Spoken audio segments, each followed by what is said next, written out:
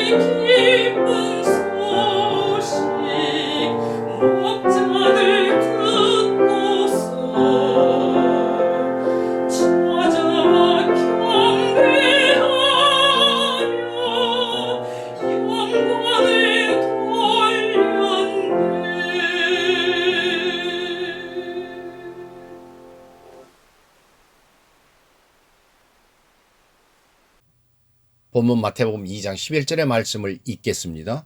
집에 들어가 아기와 그의 어머니 마리아가 함께 있는 것을 보고 엎드려 아기께 경배하고 보배합을 열어 황금과 유향과 모략을 예물로 드리니라. 베들레헴 마국간에 오신 아기 예수님을 찾아 동쪽 나라로부터 온 박사들이 있었지요. 우리가 흔히 말하는 동방 박사들입니다. 마태복음 2장 1절에서 11절 사이에 자세하게 말하고 있습니다. 그 박사들은 동방으로부터 예루살렘에 이르렀다고 말합니다. 예루살렘을 기준으로 동방이라 하면 가까이는 페르시아, 메데, 바빌로니아, 멀게는 인도, 애국까지도 말합니다. 그런데 바빌로니아에서 온 박사들일 것이라는 견해가 지배적입니다.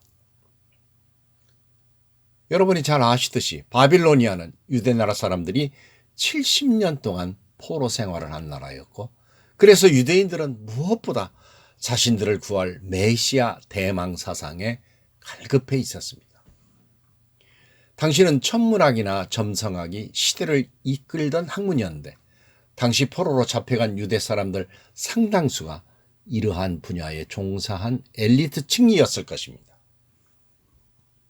성경에서는 당시 아기 예수님을 찾아 동방으로부터 온 박사들의 신원이 밝혀지지 않고 있습니다만, 헬라어 성경 마태복음 2장 1절에서는 박사를 마고이로 표기하고 있는데, 마고이는 박수나 점쟁이 등 엉터리 마술사가 결코 아니었고 꿈을 해석하는 신통력을 지닌 메데나 페르시아, 바빌로니아의 제사장을 말할 때 주로 사용되었습니다. 한 별이 야곱에게서 나오며 그의 나라를 견고하게 하리라, 한 아들을 우리에게 주신 바 되었다 등 박사들은 포로로 잡혀온 유대인들로부터 유대인의 전승에 관한 내용을 들었을 것입니다. 그리고 이스라엘에게서 한 홀이 난다는 전승도 들었을 것이고, 그 왕은 다윗의 후손 가운데서 나오는데 그 왕이 영원한 나라를 세우며 그는 평강의 왕으로 오신다는 내용을 들었을 것이라고 생각됩니다.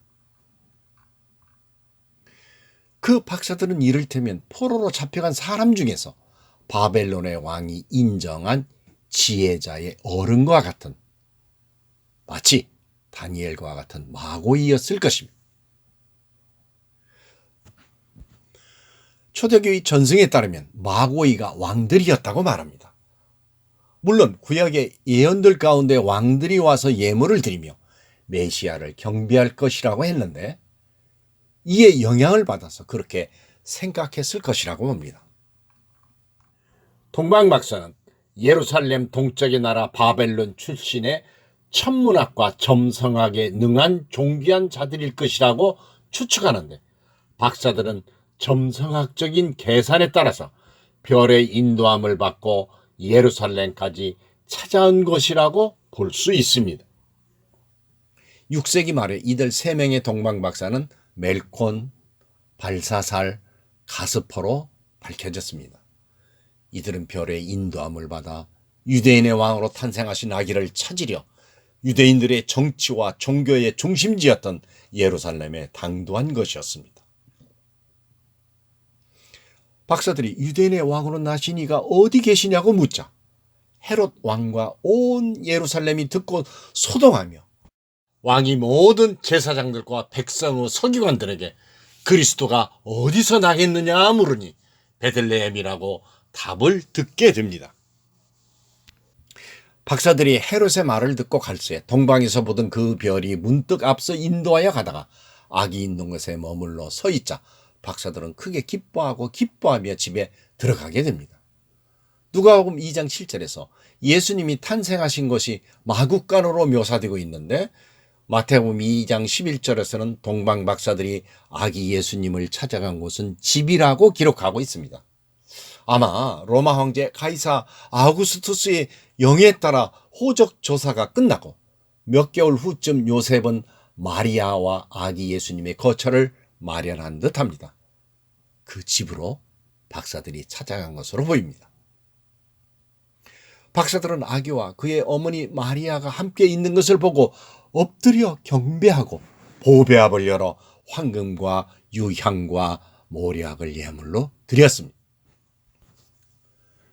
황금은 그 색깔이 의미하듯 그리스도의 왕적인 사역을 의미합니다. 아기 예수님은 다윗 왕의 후손으로 로마의 압제받은, 그리고 율법의 얽매인, 그래서 참 자유가 없는 유대인을 위한 왕으로 오셨습니다.